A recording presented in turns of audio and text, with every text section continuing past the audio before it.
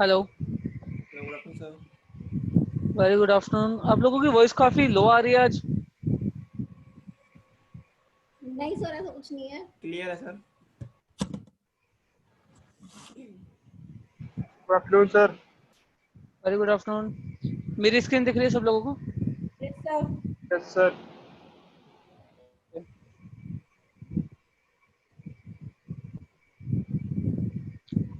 Any problem anyone have?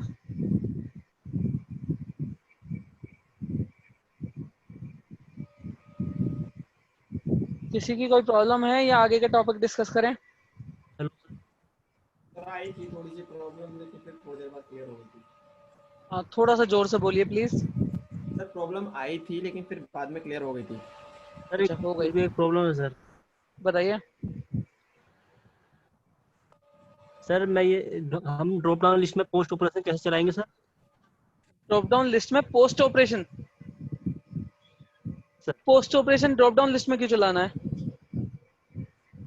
हमारे पास दो, मैं ये चाह रहा हूँ कि हमारे पास दो ड्रॉप डाउन लिस्ट है, तो एक ड्रॉप डाउन हाँ लिस्ट सेलेक्ट करें, दूसरे में ऑटोमेटिक वैल्यू आ जाए।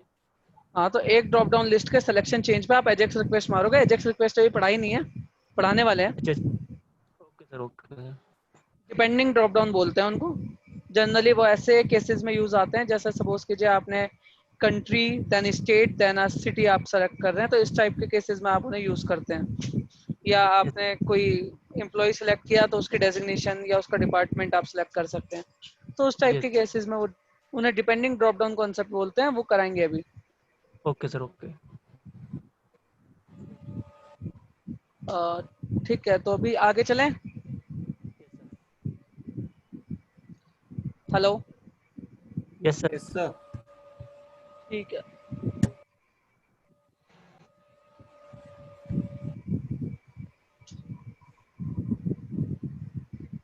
तो आज कुछ नया पढ़ते हैं, थोड़ा फॉर्मेशन पढ़ते हैं। अब फॉर्मेशन क्या होता है? फॉर्मेशन की जब मैं बात करता हूँ, मैं अपने मॉडल्स पे चलता हूँ तो थोड़ा सा मुझे आइडिया लगेगा। Where is my models? अब दो क्लास हम लोग मॉडल्स पे लेने वाले हैं कि मॉडल्स के अंदर हम क्या क्या नया कर सकते हैं। ठीक है, अब जरा ध्यान से देखना। मोबाइल नंबर है, या कंट्री नेम है, या मैरिटल स्टेटस है, ठीक है, या कार लिस्ट आईडी है। इन सभी के लिए जब आप व्यू कराएंगे, let me open.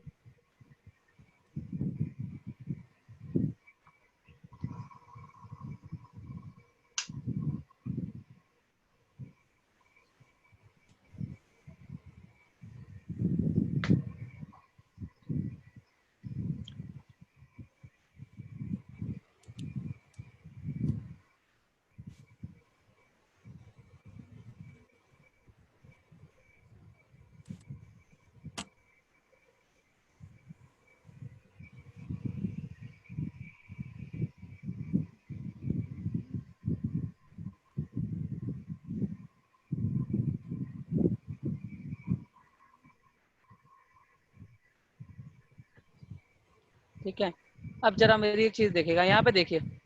Marital status है, बीच में स्पेस नहीं है। मोबाइल नंबर है, बीच में स्पेस नहीं है। तो थोड़ा सा ऑड लगता है, राइट? सिमिलरली यहाँ पे मोबाइल नंबर में स्पेस नहीं है, मैरिटल इज मैरिड में स्पेस नहीं है। तो जहाँ पे इस टाइप की सिचुएशन है कि अब ये हमारे पास स्पेस है क्यों नहीं, क्योंकि सेम जो प्रॉपर्टी का नाम है वो हम लोग डिस्प्ले फॉर यूज करके डिस्प्ले करा रहे हैं। मैं दिखा देता हूँ।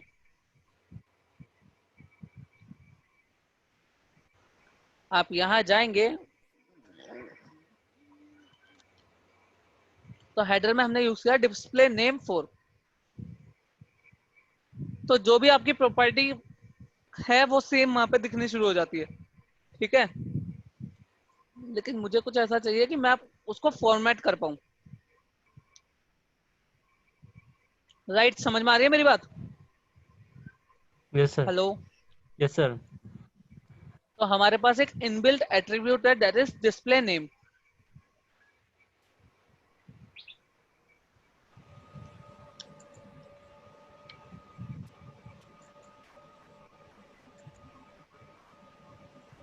ये एट्रीब्यूट मिलेगा तुम्हें सिस्टम डॉट कंपोनेंट मॉडल में। डिस्प्ले नेम के अंदर आप जो भी डिस्प्ले नेम देना चाहते हैं इसके लिए आप वो दे सकते हैं। सपोज कीजिए आप मोबाइल नंबर की जगह देना चाहते हैं कॉन्टैक्ट नंबर,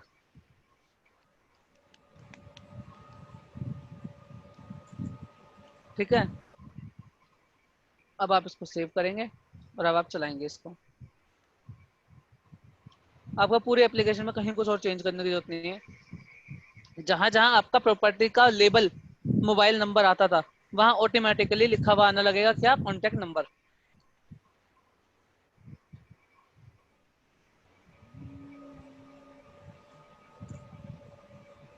आप देख रहे हैं?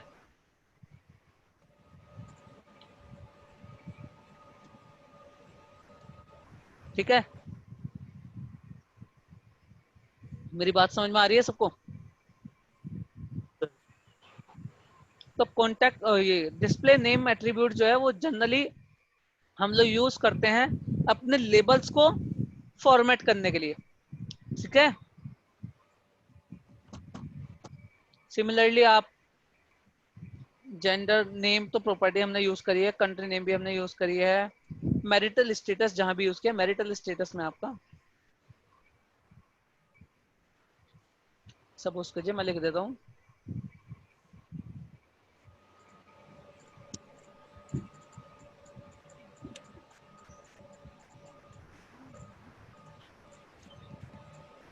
Is married, right.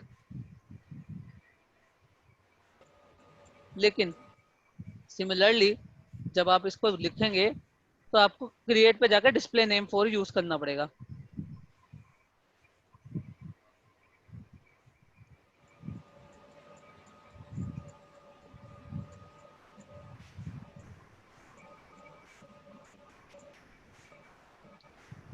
ये हमने हार्ड कोड लिखा था ना, इसकी जगह हार्ड कोड की जगह आप लिखेंगे HTML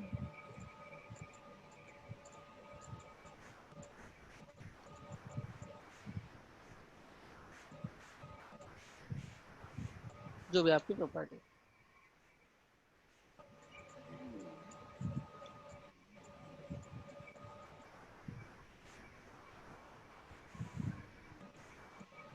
तो यहाँ पे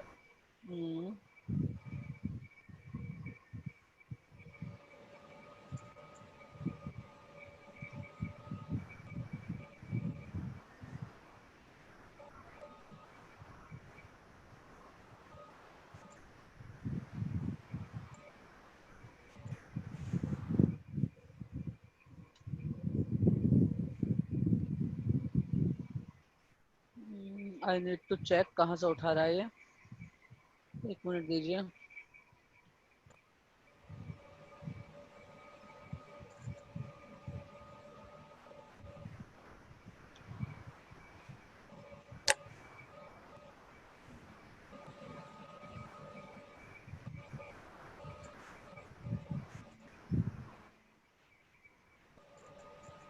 साउंड्स गुड।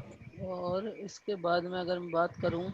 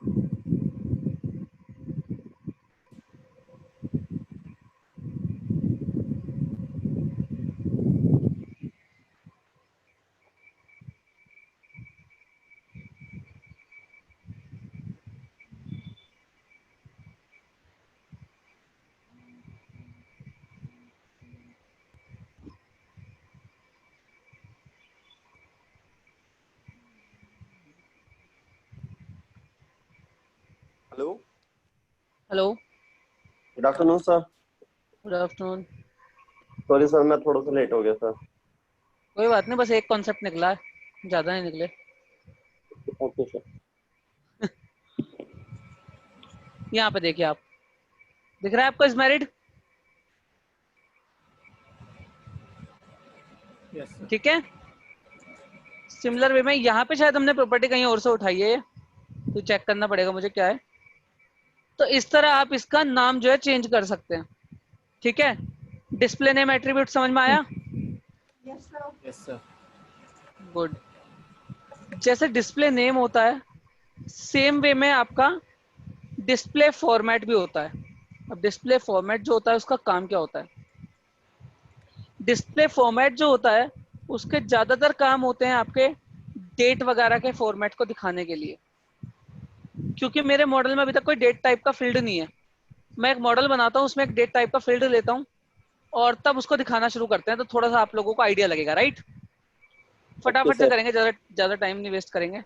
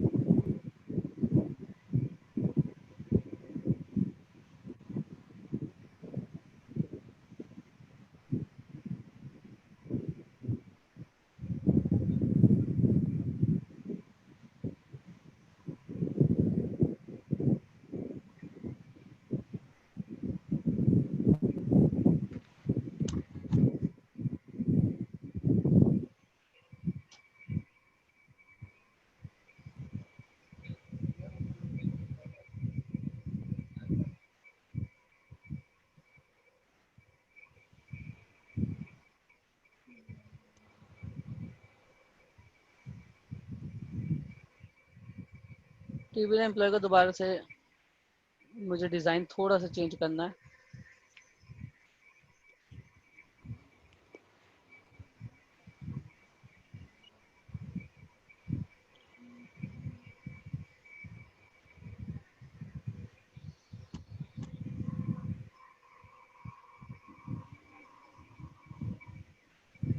इसमें मैं दो फील्ड और डालता हूँ। पहला फील्ड रखता हूँ डेट ऑफ बर्थ या डीओबी।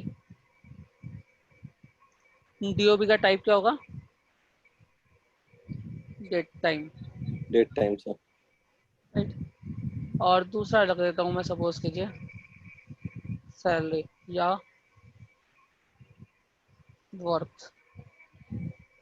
वर्थ जो है अगेन इंटीजर होगा, और इसके साथ में मैं इसको सेव करा देता हूँ। जब मैं इसको सेव करा देता हूँ, अगेन मुझे यहाँ पर आके अपना डेटाबेस को अपडेट कराना पड़ेगा।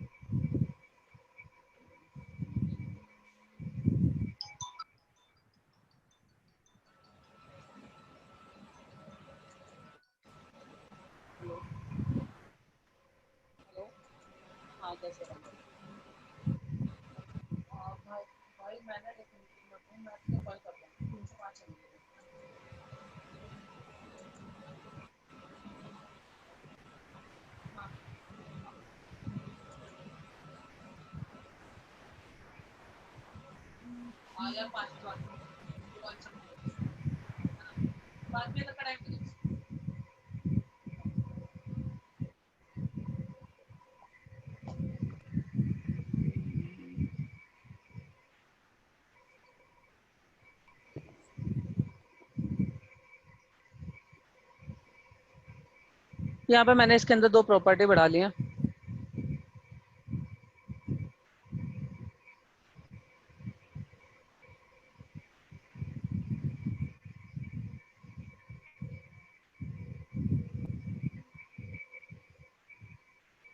So it saved it. Now I need to update my model also. So let me go to employee model, and here I need to add 2 properties. Same property I will copy from TBL employee.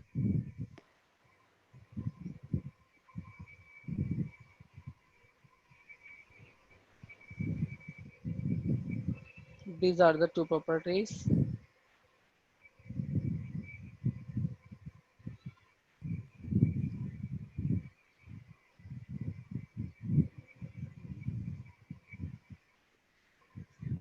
Right.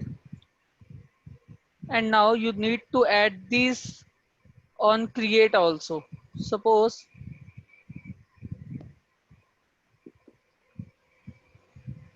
I included the same column at index page.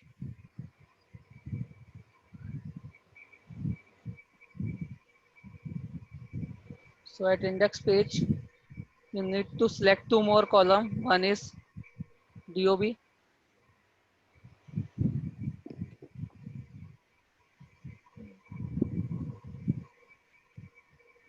and you will put the same value like a dot DOB, and next is worth.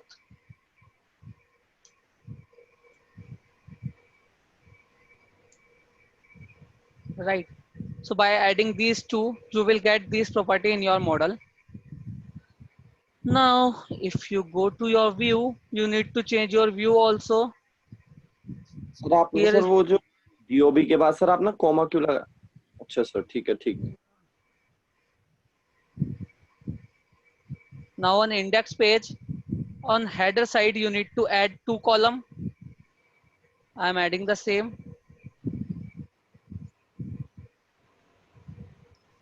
One is dot DOB and next one is for worth. Right. And similarly, आपको यहाँ पे भी 2 column बढ़ाने पड़ेंगे after country name.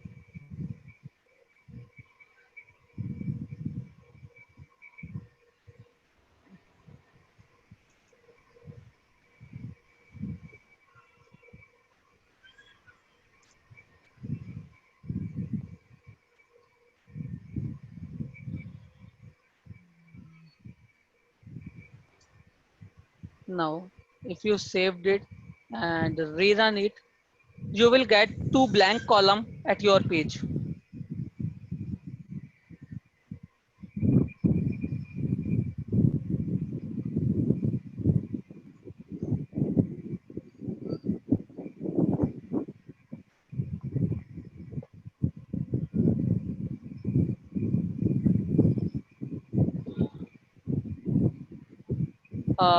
Why it's showing blank column? Because there is no data for any of your employee in database for these 2 columns. So for doing that, either you can change the code of create or edit, or you can directly put the value in database. So I'm doing the shortcut and directly putting value in database. So I'm putting use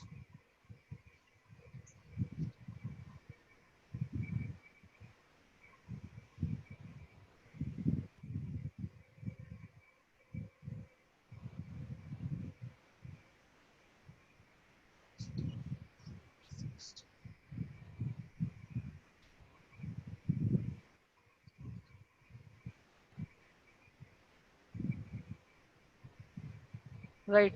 And the worth is 5,000, 10,000, 11,000, and 12,000. By putting these values, if you rerun your application, it will show the data. But my problem is, first of all, the column name. It should not be like DOB or worth. It should be changed. DOB should be changed to date of birth, and worth should be changed to value or some shares price, something like that. And the next problem is the date format. You can see the date format over here. The format is 10, 10, 1991, then 12 AM. I don't want to see this 12 AM, right? So it should be changed. So for doing that, we have few more things over here. First of all, to change the name, you need to create the display name. Go to your model.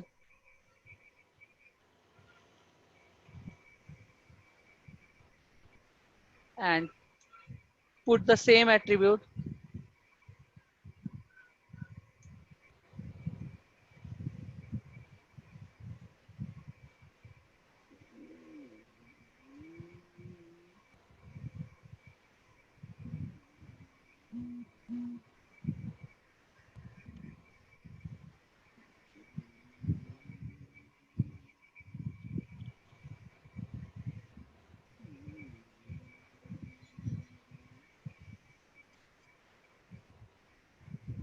Right?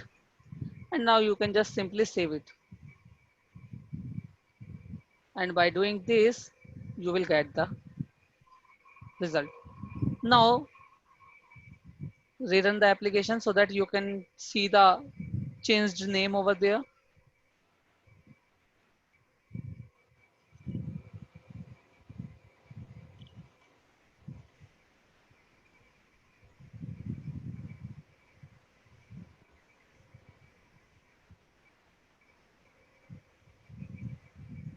Right, so you will get the same name. Now the next change which I want is the format of the date. So how can I change the same? Just go to format of the, and like this display name, I have one more attribute.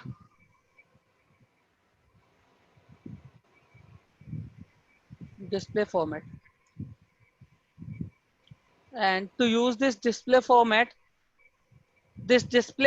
is part of data annotation library. So you need to add data annotation namespace in your class, right? Sir ये है क्या sir data annotation sir ये? Data annotation एक name space है जो कि इनका Microsoft का खुद का बनाया हुआ है. Okay sir. ठीक है, ये आपको फॉर्मेट वगैरह में यूज होता है. मतलब सर जैसे डेट की है, टाइम के सर इस उसमें sir. Definitely.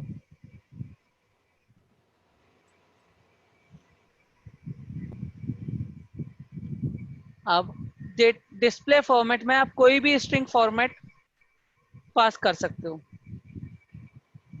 Like this.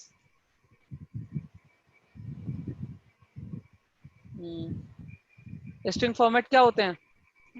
Like suppose you put this.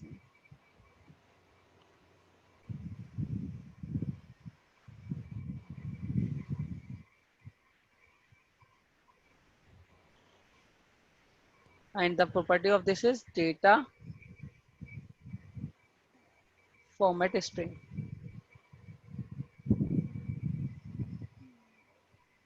So if you put like this, and now if you rerun the application,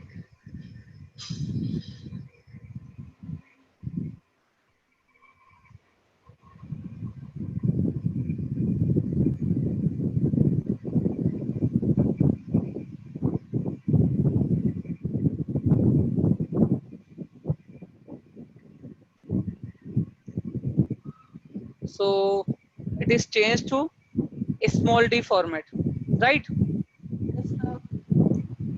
Any string format you can put over here. String format क्या होते हैं? .NET में पढ़े हैं?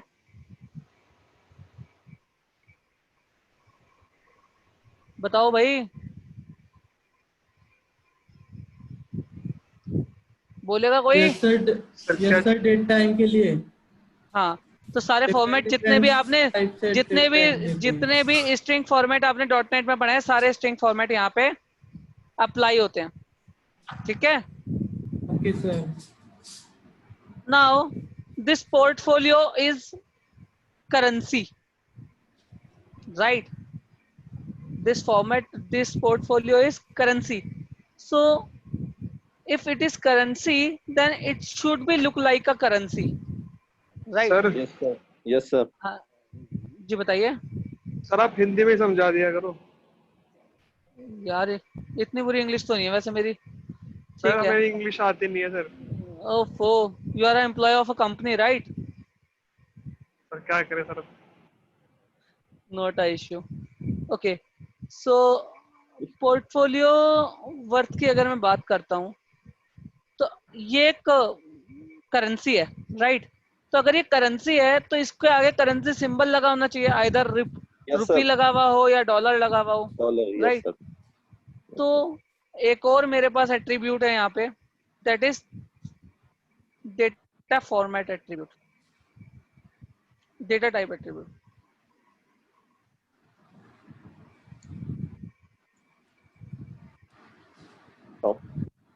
इसके अंदर आप क्या क्या पास करा सकते हो? आपकी जो भी स्ट्रिंग का डेटा टाइप हो, आपका पासवर्ड हो सकता है, वो ईमेल हो सकता है, वो टेक्स्ट हो सकता है, वो डेट हो सकता है, वो मल्टी लाइन हो सकता है, वो जैसा आपका होगा वैसा ये दे देगा।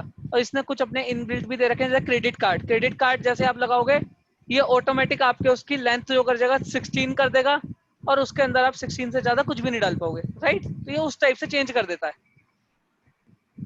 सेम करेंसी है, कस्टम है, डेट है, डेट टाइम है, ड्यूरेशन है, इस तरीके से बहुत सारे इनके पास हैं। तो अभी के लिए मैं इसको बना रहा हूँ करेंसी,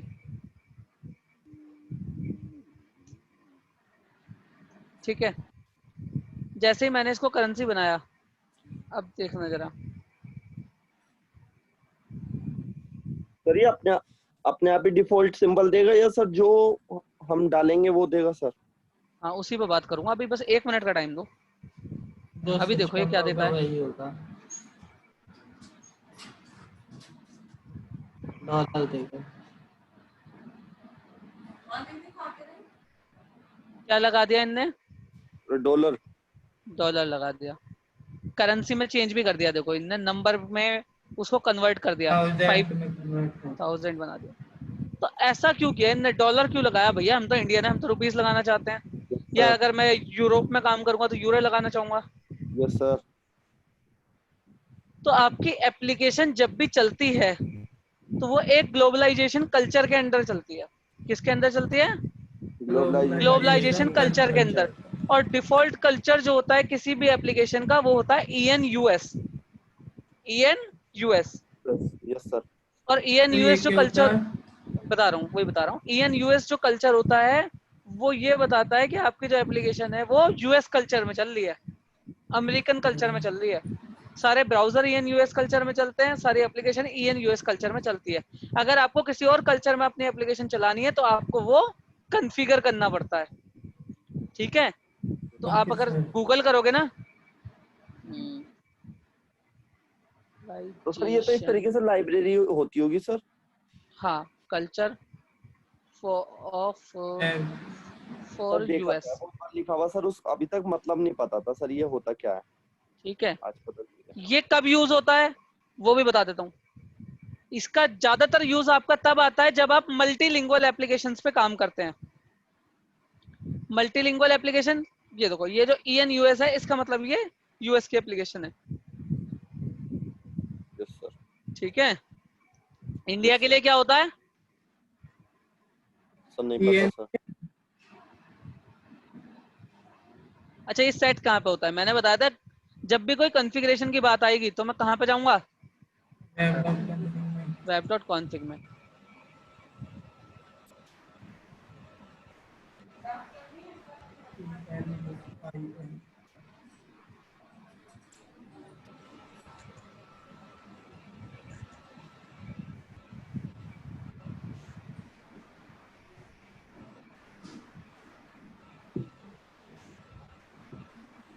अच्छा, डिफॉल्ट EN-US ही लेता है। मैं एक काम करता हूँ, इसमें आप उठा के डाल दें।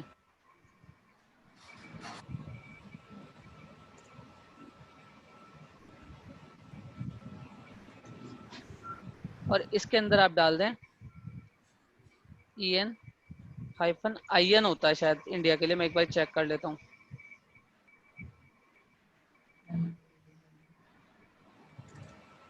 IND होता होगा।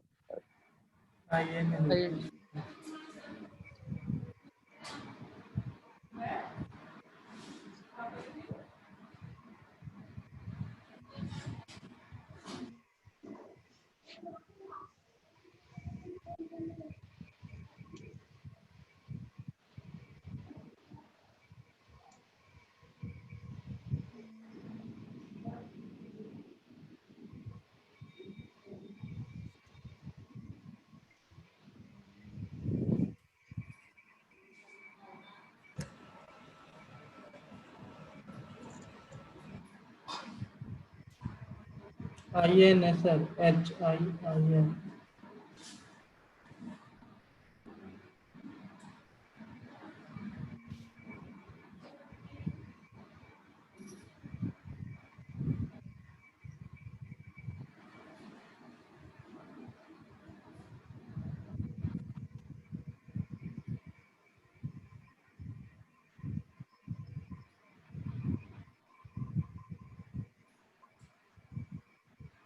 चेंज हो गया? Yes sir. यस सर। ठीक है, तो इस तरह आप कर सकते हैं। और आप जिसका भी डालेंगे, आप अगर ENJP डालेंगे तो शायद जापान का ENJP होता है। EN सर सब में सेम होता है मतलब। N हाँ, लिख के देखना जेपी। मैं देखता हूँ जापान का JP था या कुछ और था। 5-6 साल पहले मैंने एक जापानीज एप्लीकेशन पे काम किया था,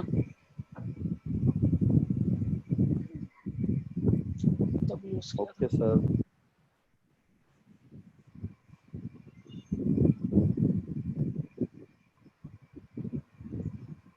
तो सर उसमें आपको सर, जैसे आपने उस एप्लीकेशन पे काम किया था, तो सर आपको उसमें कोई लैंग्वेज वगैरह में भी कुछ चेंज करना पड़ा था सर आपको?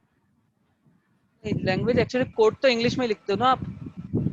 आपको रिक्वायरमेंट गैदरिंग वगैरह में प्रॉब्लम आती है, तो उसके लिए आपको फिर अपने स्पीकर्स रखने पड़ते हैं जो जापानीज समझ पाए और आपको ट्रांसलेट कर पाए, और अगेन आपकी इंग्लिश समझ पाए और जापानीज में ट्रांसलेट कर पाए। मतलब जो ये सर देखो, ट्रांसलेटर तो होते हैं। ENJP करते ही उसने येन लगा दिया, yen is currency of Japan. Okay sir. क्या? तो इस तरह आप डेटा टाइप यूज कर सकते हो। ठीक है, अच्छा डेटा टाइप में केवल यही नहीं है, डेटा टाइप में और भी बहुत सारी चीजें हैं। सपोज करो आप किसी कॉलम को बना दो ईमेल एड्रेस, तो जैसे आप उसको ईमेल एड्रेस बनाओगे ना, उसका टाइप भी ईमेल एड्रेस बन जाएगा यहाँ पे, और वो क्लिकेबल बन जाएगा। बता देता हूँ, तो सर ऐसा क्यों? क्लिकेबल क्यों सर? ईमेल हमेशा क्लिकेबल ही होता है केवल होता है वो ब्लू लाइन में आता है वो है ना, उसका कि अगर आपको कोई मेल उसे सेंड कर, सेंड, हाँ दिखा देते हैं। उसको बनाने के लिए यार कुछ नया नहीं बनाते, काम करता है एड्रेस वाले कॉलम के ऊपर थोड़ी देर के लिए एट्रीब्यूट लगा देता हूँ, नहीं तो बहुत सारे चेंजेस करने पड़ेंगे। Okay. So I am just assume for a minute कि ये जो एड्रेस है इट्स एन ईमेल एड्रेस। ठीक है,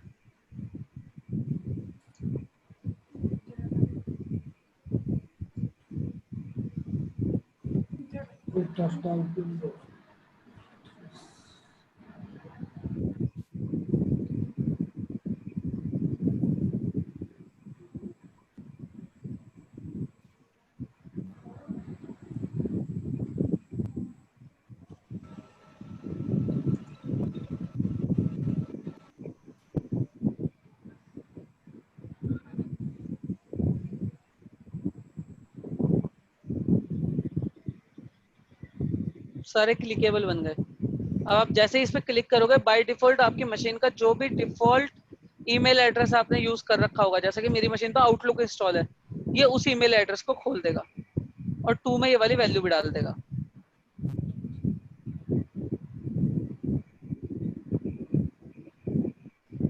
टू में क्या आ गया ये। तो अगर यहाँ पे कोई ईमेल एड्रेस होता मेरठ की जगह पे तो वो आ जाना शुरू हो जाता। सपोज कीजिए एक बारी चेंज कर देते हैं एक को,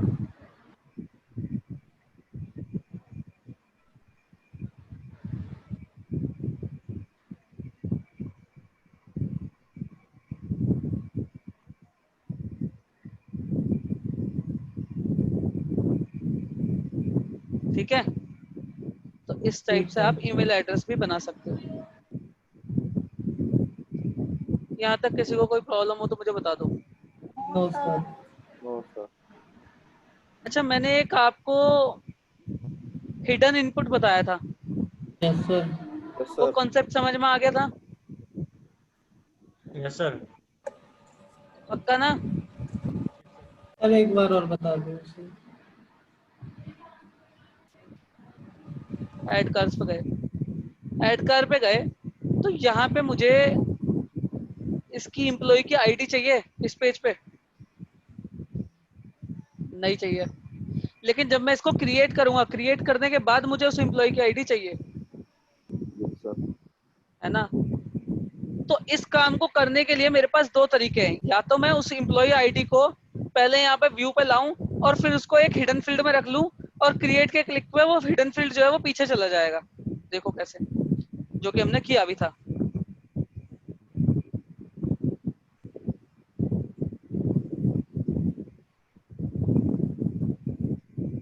मैंने क्या किया था, अपने पेज पे हिडन 4 के अंदर ये दोनों चीज रख ली थी, एम्प्लॉय आईडी और एम्प्लॉय नेम, राइट।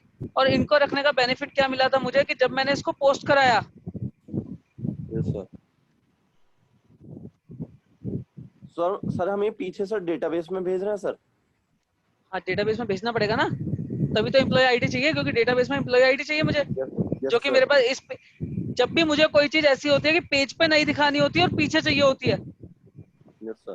पेज पे नहीं दिखानी होती है और पीछे चाहिए होती है, तब मैं इसको हिडन इनपुट में रखता हूँ। और हिडन इनपुट मैंने कैसे बनाता हूँ, वो मैं ऐसे बनाता हूँ। तो आप सर एक रखते तरह हो? से ये तो मतलब सर वैसे ही वर्क करेगा ना सर, जैसे हम उस पे ASP.NET में वो कोई भी लेबल वगैरह ले लें, उसमें वैल्यू इंसर्ट करा लें, फिर उसकी विजिबिलिटी फॉल्स कर देते थे। हाँ बिल्कुल बिल्कुल। एक्चुअली वहाँ सब कुछ सर्वर साइड होता है ना, यस सर। Yes sir. वहाँ पे भी हिडन फील्ड होते हैं। ASP.NEट में हिडन फील्ड पढ़े होंगे तुमने तो। नहीं सर हमने नहीं पढ़ा। चलो ठीक है, ASP.NEट में हिडन फील्ड होते हैं, सिमिलर होते हैं कि वो दिखते नहीं है यूजर को, लेकिन वो पेज पे होते हैं और पेज के साथ ट्रैवल करते हैं। सर वो विजिबिलिटी फॉल्स करके करते हैं हम तो उसको। हाँ सर हम तो नहीं, इसी वहाँ पे पे करते थे। वहाँ पे हिडन फील्ड बिना विजिबिलिटी फॉल्स करे भी ले सकते हो। हिडन फील्ड नाम की चीज ही होती है वहाँ पूरी, ठीक है। ये नहीं। Okay sir. चलो अब एक काम बताओ मुझे जरा, तो ये समझ में आ गया कंसेप्ट? Yes sir. मैं दिखा देता हूँ तुम्हें, शायद आइडिया लगेगा, दोबारा से ये रिमेम्बर कराऊंगा, क्योंकि आज मैं इसका एक तरीका और कराऊंगा, इसलिए कह रहा हूँ। कंट्रोल के सी किया, कंट्रोल एस किया, अब मैंने हटा दिया हिडन 4। अभी मैंने थोड़ी देर के लिए हिडन 4 हटा दिए हैं, तो अभी देखना क्या होगा। सर यहाँ पे कमेंट के लिए क्या यूज करते हैं, ये एस किया आपने? कंट्रोल के सी,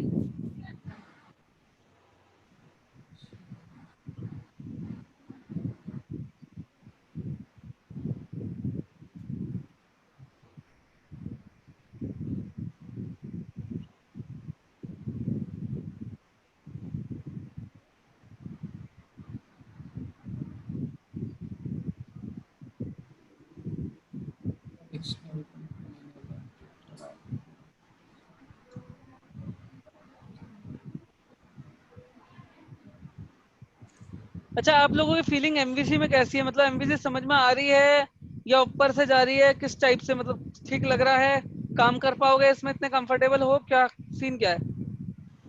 सर एवरेज।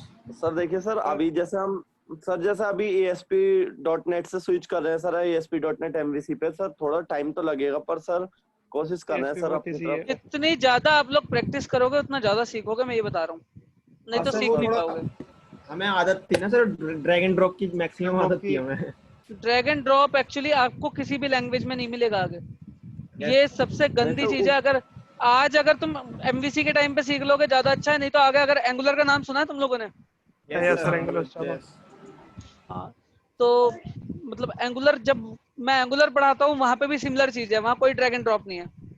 रिएक्ट का नाम सुना है? Yes yes sir, sir. वो भी सुना। रिएक्ट में कोई ड्रैग एंड ड्रॉप नहीं है। व्यू का नाम सुना है? Vue JS? नहीं सर। तो ये नहीं सुना। व्यू में भी सिमिलर है, कोई ड्रैग एंड ड्रॉप नहीं। और ये सारे सर वो फिर- जेएस हैं, ये सारे वो फ्रेमवर्क है मार्केट के जो लीडर्स हैं आज के टाइम में। ASP.NET, ASP.NET, MVC को कोई नहीं पूछता, इनके ऊपर जाने लगे हैं लोग, दुनिया बहुत आगे पहुंच चुकी है। तो फिर सर हम ये नहीं क्यों पढ़ तो रहे हैं? सर हमें ये फिर सिखाया क्यों था सर, मतलब? वो बता देता हूँ। जितनी भी आज से 5 साल पहले एप्लीकेशन बनी हुई हैं वो सारी ASP.NEट और ASP.NET MVC तक में बनी हुई हैं। और जब एप्लीकेशन बनती है ना, वो कभी डिमलॉज नहीं होती। आपकी Yes, sir, एप्लीकेशन जब update बनती है वो होना था। 25-30 साल तक, 35 साल तक चलती रहती है। तो सपोर्ट Yes, कौन sir. करेगा उसे? अगर कोई एप्लीकेशन एमवीसी में बनी हुई है तो उसे सपोर्ट कौन करेगा? एमवीसी वाला बंदा ही करेगा ना। Yes sir. Yes sir. ASP.NET की तो एप्लीकेशन मार्केट में काफी कम है, लेकिन हाँ ASP.NET MVC की अभी बहुत एप्लीकेशन है। तो और सर अभी फिर नया तो ये डेवलपमेंट भी हो ही रहा है। अभी ASP.NET MVC में भी नया डेवलपमेंट हो रहा है मार्केट में, राइट? सो आई फील कि इसको अच्छे से करो, और उसके बाद में कभी भी आपको लेटेस्ट फ्रेमवर्क तो सीखना पड़ेगा ही पड़ेगा। लाइफ में, टाइम करियर तो में बहुत आगे लगता बढ़ना है। होगा सर। हाँ, तो बहुत गड़बड़ सर हुई। टाइम तो बहुत लगता होगा सर इसमें एक एप्लीकेशन बनाने में सर, मतलब सर एक प्रोजेक्ट टाइम बनाने की में। बात बता देता हूँ तुम्हें। 2012 में मैंने अपना करियर स्टार्ट किया था Windows.NET के साथ। Windows.NET समझते हो? हाँ यस सर। सर। हाँ। विंडो एप्लीकेशन के साथ। Yes sir. विंडो एप्लीकेशन के बाद में 1-1.5 साल बाद मुझे ये फील हुआ कि विंडो एप्लीकेशन का मार्केट उतना अच्छा नहीं है। ASP.NET में चला गया। ASP.NEट में जाके पता चला ASP.NEट का मार्केट उतना अच्छा नहीं है, MVC में चला गया। MVC में जाके पता चला एंगुलर JS ज्यादा फिट पे, सैलरी ज्यादा अच्छी वहां मिल रही है। एंगुलर JS पे मूव किया। एंगुलर JS के बाद में पता चला कि एंगुलर JS तो मार्केट से आउट हो रहा है। Then I move to Angular. और जब एंगुलर कर रहा था पता चला एंगुलर करोगे तो बैकएंड में फिर .NET से ज्यादा अच्छा चलता है नोड, तो फिर नोड सीखा। फिर पता चला कि डेटाबेस आप SQL सर्वर कर रहे थे, लेकिन मार्केट में ज्यादा अच्छा पैसा किसमें? मोंगो में, तो मोंगो सीखा। MongoDB। तो इस जिस फील्ड में आप लोग एंट्री कर रहे हो ना, ये एंडलेस फील्ड है, आपकी स्टडी कभी बंद नहीं होने वाली। और अगर स्टडी बंद हो गई तो सैलरी फिर समझ लेना लिमिटेड हो जाएगी। तो ये डिसाइड आपने करना है कि आपको लिमिटेड पैसा चाहिए या लर्निंग करके पैसा एंडलेस चाहिए। जो पढ़ रहा तो है, जैसे जो अपडेटेड है मार्केट में, उसकी वैल्यू ज्यादा है, उसका पैसा ज्यादा है। जो सर आपने अपडेटेड नहीं है, जैसे सर अभी आपने सर जैसे बताया कि अब ये भी पुराना हो गया, फिर इससे ऊपर वो चल रहा है एंगुलर और एंगुलर जेएस और एंगुलर जेएस से एंगुलर। तो सर जैसा हम सीख रहे हैं सर, इसमें सर अगर हमारा माइंड थोड़ा सा ऐसी हो गया सर, डाइवर्ट हो गया कि नहीं इसमें तो है ही नहीं कुछ, ऐसा यही तो माइंड नहीं करना है ना। देखो, तो सर हम कभी भी, आपने तो हकीकत हम बता दी कभी, ना सर। मैं तो हकीकत इसलिए बताऊंगा क्योंकि मैं इस फील्ड में पिछले 9 साल से हूँ। Okay sir. और मैं हमेशा कहता हूँ, हर बच्चे को यही बात कहता हूँ कि आप जॉब स्टार्ट करो। देखो, वो चीज तो आपको सीखनी पड़ेगी जो आपका ऑर्गेनाइजेशन आपसे करवाएगा, क्योंकि वो उसके लिए आपको सैलरी दे रहा है। आप जिस भी ऑर्गेनाइजेशन में काम करेंगे आपको वो चीज तो सीखनी ही पड़ेगी यस जिसके सर। लिए वो पे कर रहे हैं, राइट? अब मेरी ऑर्गेनाइजेशन में अगर आज मेरे को ASP.NET का प्रोजेक्ट भी मिलता है तो मैं उस पर भी काम करता हूँ, क्योंकि वो मुझे आती भी है और मेरी ऑर्गेनाइजेशन मुझे उसके लिए सैलरी दे रही है। लेकिन उसका मतलब ये नहीं है कि मैं लेटेस्ट पे अपने आप को मूव ना करूँ या लेटेस्ट चीजें ना सीखूं, क्योंकि जब मैं लेटेस्ट चीजें सीखता हूँ तो मार्केट में मेरी वैल्यू होती है, मेरी ऑर्गेनाइजेशन में मेरी एक वैल्यू होती है, लोग मुझे समझते हैं। तो वो आपको हमेशा करना ही पड़ेगा अगर इस फील्ड में एक इज्जत के साथ सरवाइव करना है। तो रेपुटेशन बिल्डअप अगर अपनी ऑर्गेनाइजेशन में रखनी है तो आपको लेटेस्ट चीजें हमेशा आनी चाहिए, हाँ सर ठीक। ठीक है? तो और सर ये आप अभी सोचो, हाँ प्लीज सर बताइए। अभी करंट में कौन सी सर एकदम ट्रेंडिंग में है सर? ट्रेंडिंग में इस समय रिएक्ट और एंगुलर, और अपकमिंग डेज में व्यू। सर व्यू जेएस हमारा अभी सर हमारी कंपनी तो सर इस वाले प्लेटफॉर्म पे काम कर रही है। हाँ, तो ऐसा तो बहुत सर सारी कंपनियां, इंडिया में 90% कंपनी इन प्लेटफॉर्म पे काम कर रही हैं। तो मतलब सर हमारी कुछ अभी वैल्यू वैल्यू है सर, कुछ ऐसा है? बिल्कुल है, बिल्कुल है, मैं वही तो बता रहा हूँ कि मार्केट में बहुत सारी कंपनियां इन चीजों पे काम कर रही हैं। लेटेस्ट फ्रेमवर्क पे काम बहुत कम कंपनियां करती हैं। अगर मार्केट में 100 कंपनीज हैं तो उनमें से 80 कंपनीज जो होती है वो स्टेबल फ्रेमवर्क के साथ काम करती हैं, और स्टेबल फ्रेमवर्क मार्केट में दो ही हैं आज भी, जावा और dotnet. Either you are a Java guy और you are a dotnet guy. Yes sir. और अगर तुम डॉटनेट गाय हो तो फिर तुम्हें डॉटनेट की सारी चीजें आनी चाहिए, चाहे वो विंडोज हो, चाहे वो एसपी डॉटनेट हो, चाहे वो एसपी डॉटनेट एमवीसी हो। इसके बाद में डब्ल्यूसीएफ और डब्ल्यूपीएफ भी है डॉटनेट में, जिनका आपने नाम ही नहीं सुना, यस सर। वो भी कुछ दुनिया में है। एसपी डॉटनेट वेब एपीआई भी है मार्केट में। तो फिर वो हमको पढ़ाए जाएंगे? जैसे जैसे आपकी कंपनी में रिक्वायरमेंट आती रहेगी आपको वो लोग सिखाते रहेंगे। Okay sir. ठीक है, तो दोबारा से बैक टू वर्क। हम लोग कहाँ पे थे कि तो डेटा वैसे टाइप कितना मैंने, टाइम लगता है ये रिएक्ट सीखने के लिए, रिएक्ट और यह डिपेंड करता है आप क्या किस लेवल के सीख रहे हो, राइट।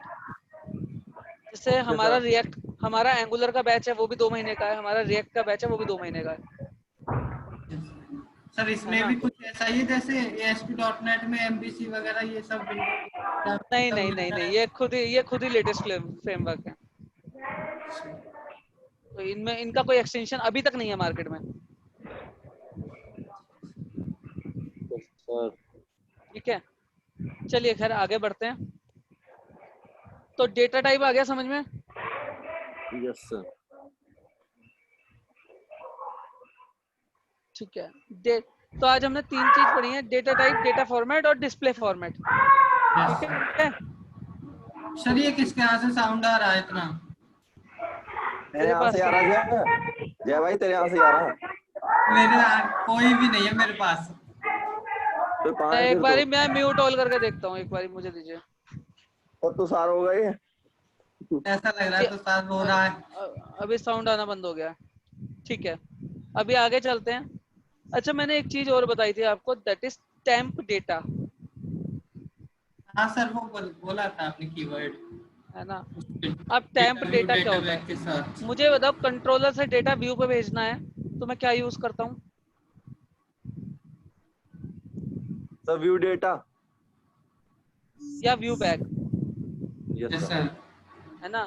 अब जरा मेरा ये वाला फ्लो देखना, मैं गया ऐड कार्स पे, यहाँ पे मैंने एम्प्लॉय का नेम और आईडी दोनों मॉडल में फिल करी,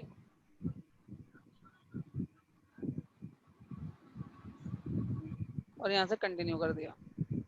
मेरे पास ये आया, मैंने 2 कार सेलेक्ट करी और क्रिएट पे क्लिक किया।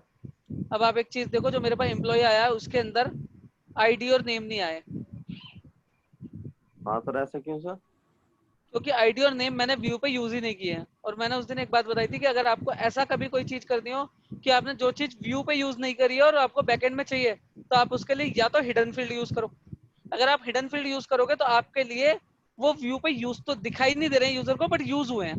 तो एक तरीका तो ये है कि आप हिडन फील्ड में रख लो, तो वो वैल्यू पीछे बाइंड होके आ जाएगी। ठीक ओके है, सर। हाँ समझ में आई बात। दूसरा तरीका क्या है,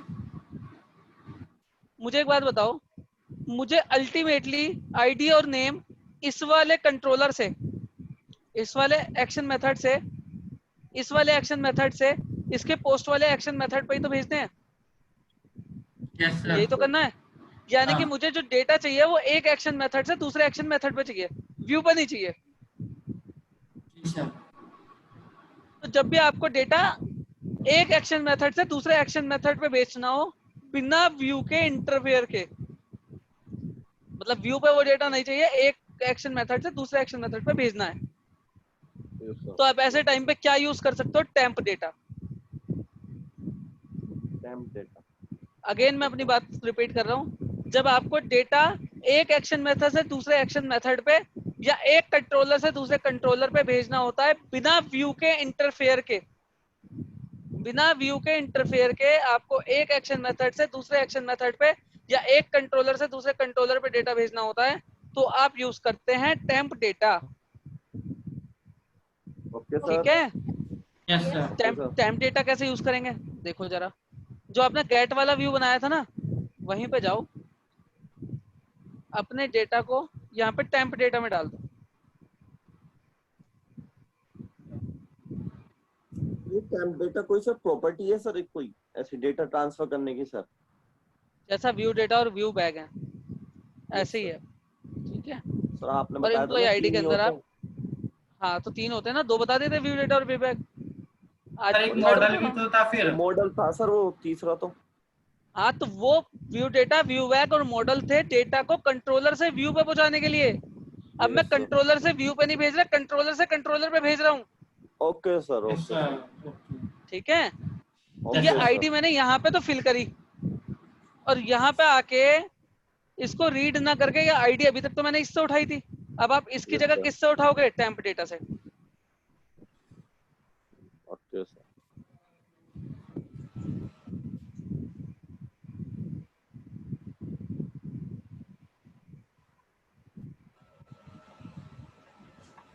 सर हमारा एरिया तो सील हो गया सर आज। कौन सा एरिया? सर अजंता कॉलोनी की साइड ही सर, उसके मतलब बैक साइड में डिग्गी पड़ता है सर एक।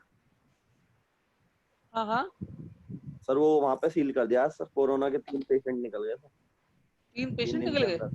मैं सर आज 3 सुबह ही दिन वहां के से अंदर आया हूँ 3। एक्चुअली। रात सर अब में बताना अपने, सर।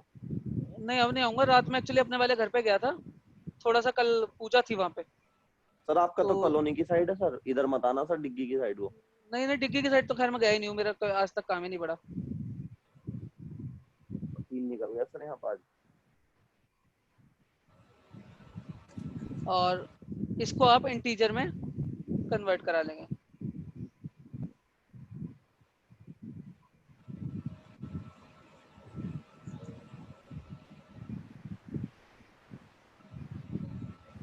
मैं तो अभी मूव होने का भी सोच रहा हूँ, नवरात्रों तक देखते हैं। सर अगर अभी उधर मत हो मूव, सर यहाँ पे। नवरात्रों के बाद ही होता हूँ यार, अभी तो नहीं होऊंगा। हाँ सर, अभी तो वैसे ही यहाँ पे बहुत सर्च चल रहा है सर।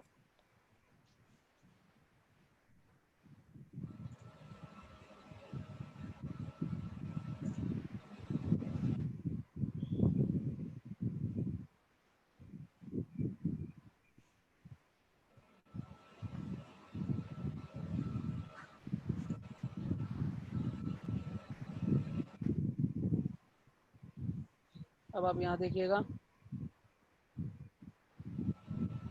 अब की बार मैंने हिडन फील्ड तो यूज किया नहीं है। अब मैं जाता हूँ तो यहाँ पे देखो, मेरे पास आईडी आई है, नहीं आई, नेम आया है, नहीं आया। बट अब जरा यहाँ पे देखना, जब मैंने एम्प्लॉय कार बनाई, इनमें देखना, एक सेकंड,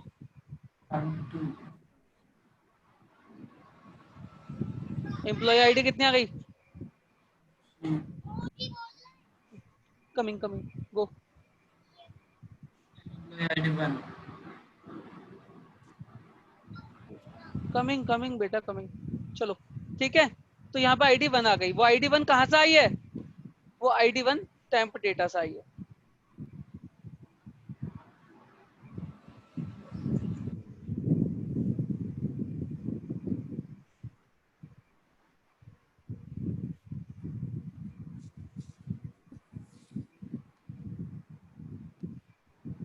ठीक है, समझ में आ गई बात? Sir yes sir. Sir hidden field और टेम्प डेटा में डिफरेंस क्या है? बताता हूँ। हिडन फील्ड जो होता है वो व्यू पे बनाया जाता है और व्यू से कंट्रोलर तक आता है, ठीक है। ठीक है। एम्प्लॉय को पता, यूजर को पता नहीं चलता, बट वो आता कैसे है कि वो व्यू पे होगा और व्यू से कंट्रोलर पे आएगा। जबकि टेम्प डेटा जो है उसका व्यू से कोई मतलब ही नहीं है, वो कंट्रोलर से कंट्रोलर पे आ रहा है। सर एक चीज और पूछनी थी सर। सर सारी ये वर्किंग तो सर बैकएंड पे ही होती है सर। हाँ, तो सर यूजर को तो कुछ दिखता ही नहीं है सर इसमें। यूजर को दिख रहा है ना ये सब कुछ, ये डेटा तो ये यूजर ने हिडन, डाला ना। हिडन तो सर फील्ड हम जो इसमें। होता है, अच्छा हिडन फील्ड, अब तुम्हें हिडन फील्ड में कंफ्यूज हो रहे हो, तो जरा ध्यान से एक चीज देखना, यहाँ तो देखो, सर मेरा कुछ नहीं था कि हम यहाँ फिर देखो। यूज ही नहीं हिडन फील्ड पे। हाँ वही बता रहा हूँ, वही बता रहा हूँ, अब देखते जाओ जरा। देखो यहाँ ओके पे मैं सर। गया, इंस्पेक्ट करो, यहाँ देखो, यहाँ कहीं भी पेज पे तुम्हें एम्प्लॉय की आईडी दिख रही है क्या? No sir. पूरे पेज को एक्सप्लोर कर लेना।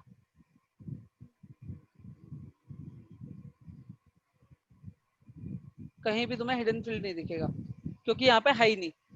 बट अगर आपने यही चीज हिडन फील्ड में ली होती, अब एक काम करते हैं थोड़ी देर के लिए,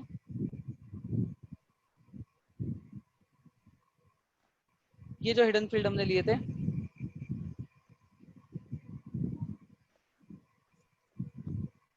इनको खोल देते हैं।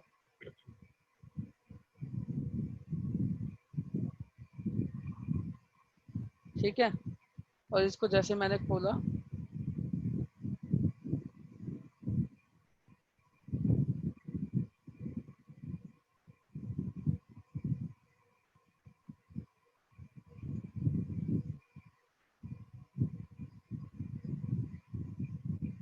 और अब इस पेज को रिफ्रेश करता हूँ मैं। नहीं, application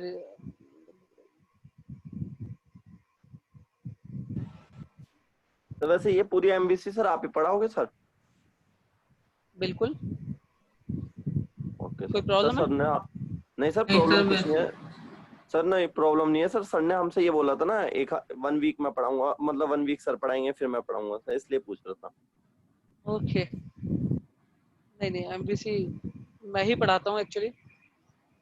MBC angular advance topics हमारे।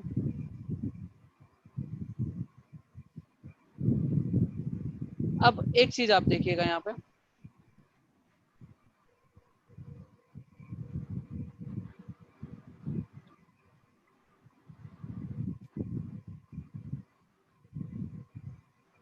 ये देखो जरा, दिख रहे हैं दो चीजें, दो इनपुट डेटा बन गए हैं जिनका टाइप हिडन है और इनकी वैल्यू भी आपको यूजर को दिख नहीं रही है, लेकिन अगर कोई टेक्निकल यूजर होगा तो वो F12 मार के देख सकता है। आईडी वाले फील्ड की वैल्यू 1 है और नेम वाले फील्ड की वैल्यू अंकित है, और इन दोनों ही फील्ड का टाइप क्या है, यहाँ देखो ये Hidden है सर, हिडन। हिडन है। तो हिडन फील्ड जो होता है वो आपके व्यू पे होता है, बस यूजर को दिखता नहीं है। टेक्निकल अगर कोई यूजर है तो वो देख पाएगा, ओके बट सर। अगर आपने टेम्प डेटा में लिया है तो वो चीज यहाँ पे एग्जिस्ट ही नहीं करती, वो तो पीछे ही पीछे बैक एंड पे ही है, फ्रंट एंड पे आई नहीं, यूजर के मशीन पे आई नहीं। ठीक है, सर दोनों में से कौन सा अच्छा है मेथड, कौन सा मेथड करना वो चाहिए? डिपेंड करता है। कभी कभी ना दोनों मेथड जो है उनका अलग अलग यूज है। हमारा सिनेरियो ऐसा है जहां आप दोनों में से कोई भी यूज कर सकते हो, but most of the time क्या होता है, दोनों मेथड्स का अपना अपना यूज होता है। कभी कभी जो चीजें होती हैं वो आपके पास व्यू पे होती हैं बट यूजर को दिखानी नहीं होती, तो उस केस में आपको हिडन फील्ड ही यूज करना पड़ेगा। आप टेम्परेचर काम ही नहीं कर सकते क्योंकि चीज आपके पास व्यू पे है। ठीक है, सिमिलरली टेम्प डेटा का कैसा सीन है कि कभी कभी जो आपकी वैल्यू होती है वो आपके बैकएंड में होती है और आपको फ्रंट एंड भेजनी नहीं है, आपको कंट्रोलर से कंट्रोलर पे एक्सेस करनी है या एक एक्शन मेथड से दूसरे एक्शन मेथड पे एक्सेस करनी है। तो उस केस में आपको टेम्प डेटा ही चाहिए, आपको हिडन फील्ड की जरूरत ही नहीं है। ठीक है, समझ रहे हो आप लोग मेरी बात को? बस सर। तो हमारा ये जो केस है इसमें आप टेम्प डेटा यूज कर सकते हो इस तरह। टेम्प डेटा समझ में आ गया? Yes sir. अब टेम्प डेटा पे ना इंटरव्यू के क्वेश्चन बनते हैं 3 से 4। पहला क्वेश्चन है,